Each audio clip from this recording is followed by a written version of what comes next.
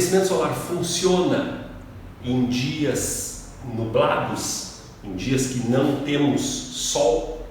Funciona ou não funciona? Eu consigo assim, fazer uma pergunta em cima disso, né? Quando a gente entra no carro, vamos lá, vamos imaginar assim, o nosso carro, né? O carro de alguém, num dia nublado, aquele mormaço, tá até friozinho, né?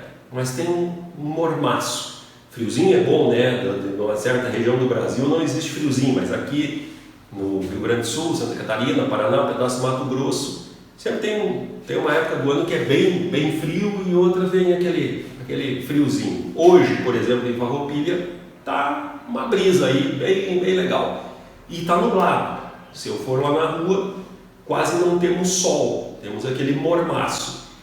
Mas aí, eu consigo sentir, perceber o fenômeno do aquecimento. Eu entro no carro e o carro está quente, está insuportável, eu fecho a porta, não tem nada a ver com o ambiente externo.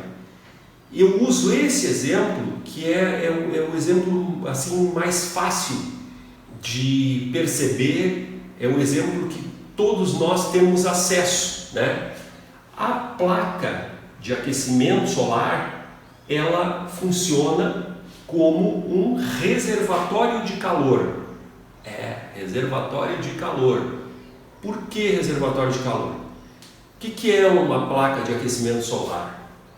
É uma caixa fechada com isolamento térmico, tá? Isolantes térmicos que existem aí de vários tipos. Temos desde a famosa e já proibida em boa parte do mundo lã de vidro, né? Até as coisas hoje a mais moderninha, acho que seria a lã de rocha não, a lã de PET, tá?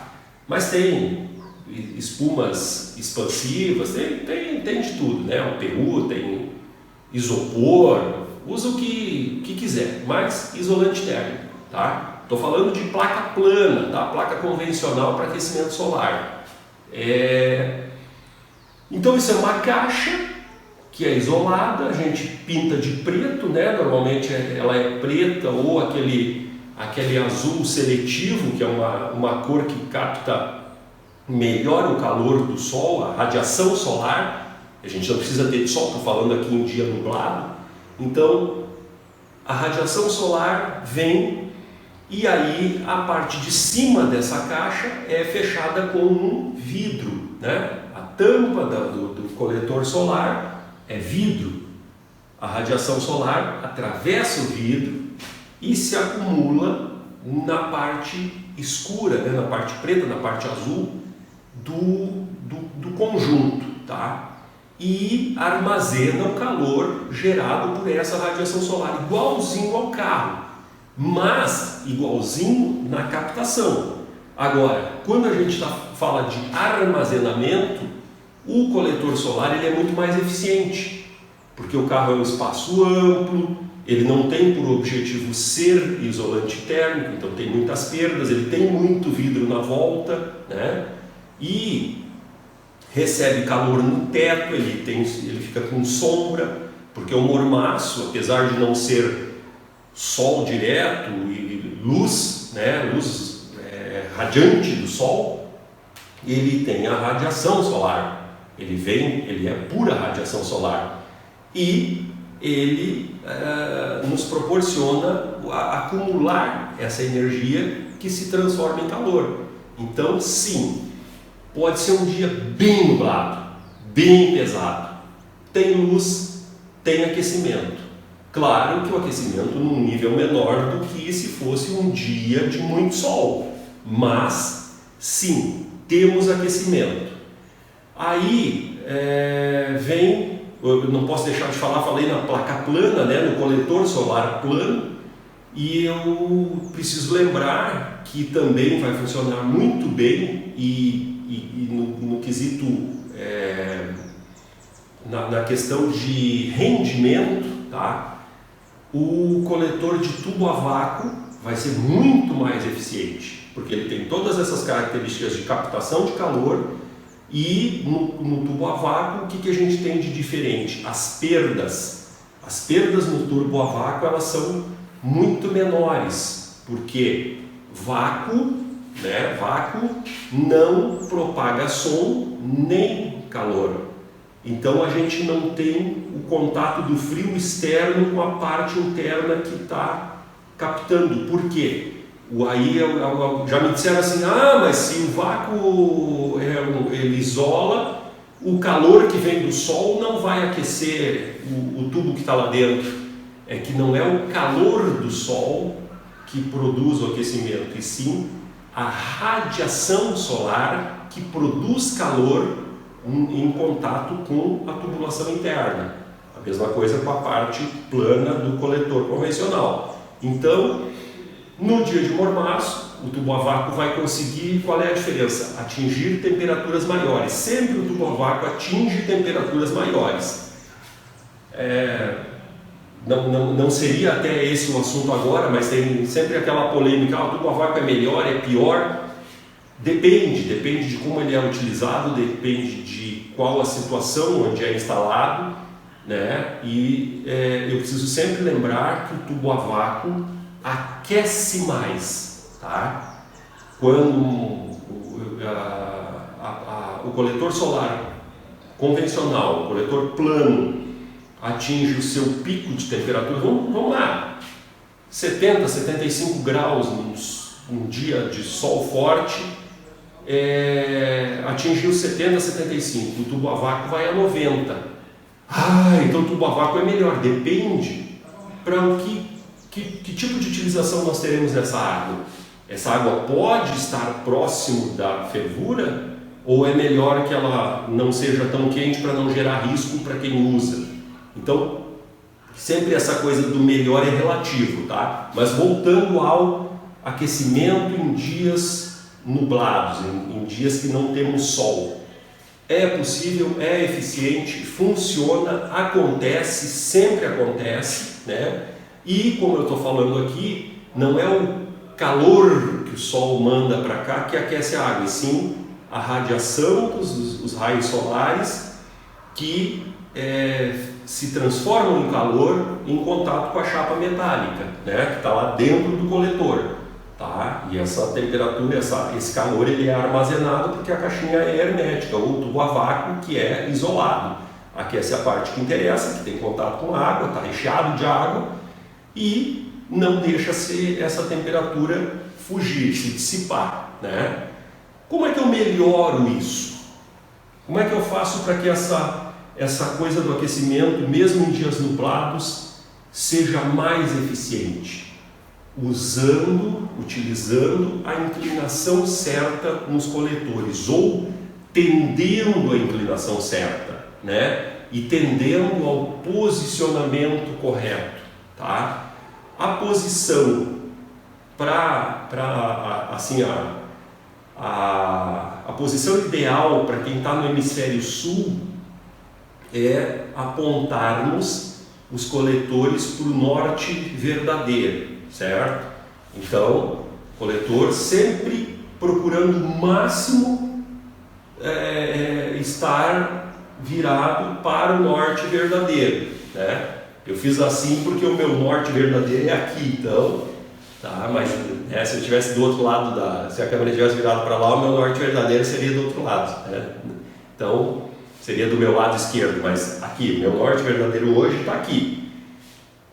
O que eu preciso também para melhorar essa eficiência? Porque uma das perguntas que tem ali que são as mais frequentes, a posição dos coletores influencia no aquecimento? Sim, influencia muito, porque, como eu disse, radiação são raios solares, né, que fazem o aquecimento. Então esses raios, eles têm uma direção, eles funcionam sempre numa direção.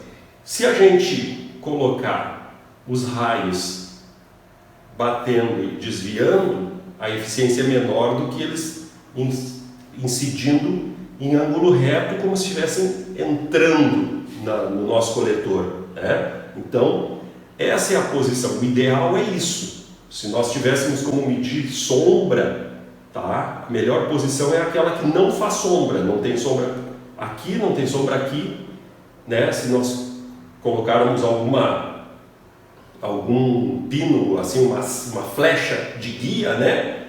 O sol vem e não faz sombra. Essa é a posição ideal.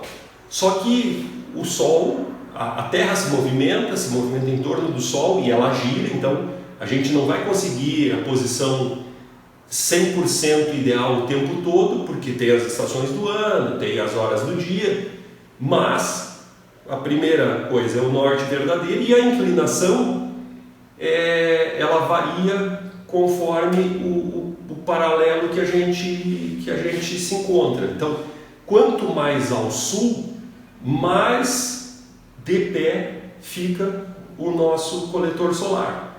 Quanto mais próximo da linha do Equador, mais deitado fica o nosso coletor solar, né?